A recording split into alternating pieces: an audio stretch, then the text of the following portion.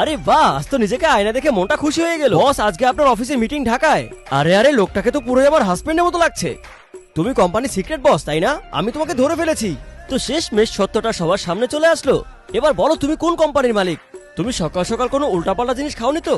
ঠিক আছে, তুমি বলবে না তো, আমি নিজে সব খবর নিয়ে নেব। আজব বিষয়, দুজনের চেহারা একই রকম হয় কি করে?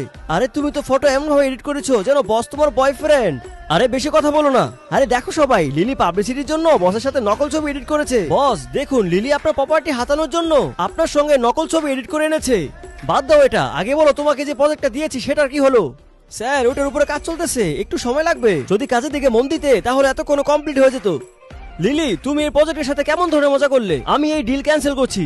যদি দায়িত্ব নাই নিতে পারো তাহলে প্রজেক্ট কেন নিলে? আমি সব জানি, আমার প্রজেক্ট তুমিই খারাপ করেছো।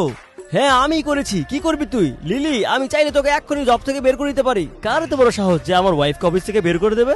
আর আজকে দেখবো তোমরা কাকে বেশি ভালোবাসো। মাকে ভালোবাসলে লাইক দিয়ে যাও, বাবাকে ভালোবাসলে সাবস্ক্রাইব, আর পার্ট 2 দেখতে হলে কমেন্টসে পার্ট 2 লিখো।